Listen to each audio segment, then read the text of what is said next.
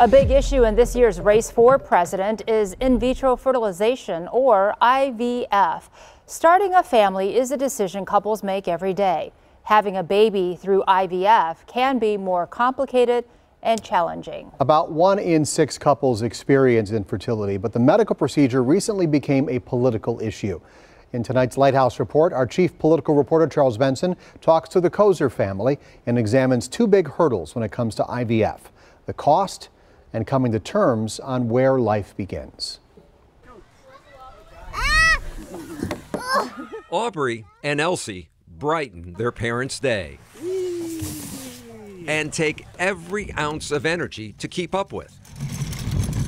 But becoming parents was really hard for Andrew and Kristine Sullivan Koser.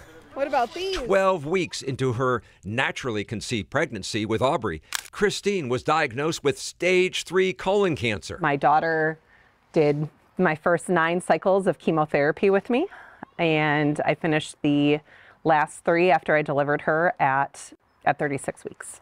Through genetic testing, Kristine learned she passed on a rare disorder that left her and her daughter at a higher risk of developing cancer. Sure enough, Aubrey was later diagnosed with cancer and went through chemotherapy. Is that funny?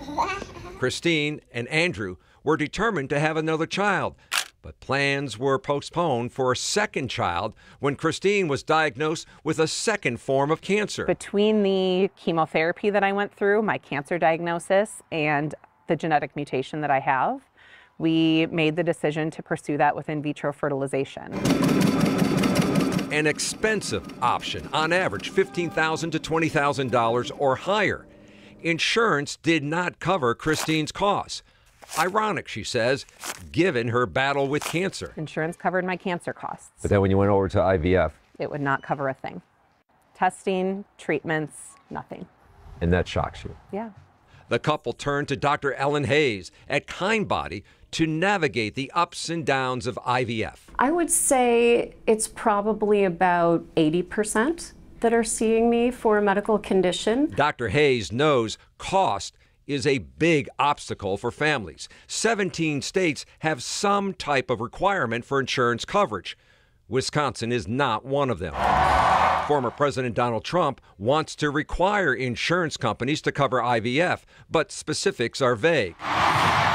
Vice President Kamala Harris has made women's reproductive rights a central part of her coverage, but no specifics on IVF insurance coverage.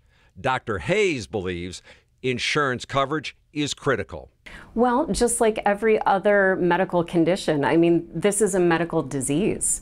And so most other medical diseases, you can see your doctor and you can receive treatment and your insurance will cover that treatment. IVF becomes political for some with what happens in the lab where eggs and sperm are combined or fertilized to create embryos. In most cases, multiple embryos are produced, but not all are viable or used. It's at this point the question comes up over when does life begin? The Alabama Supreme Court ruled this year that embryos are unborn children. Dr. Hayes worries that definition creates confusion. When they understand that this type of definition of when life begins can interfere with our ability to freeze embryos so patients can use them later in life for their second baby or third.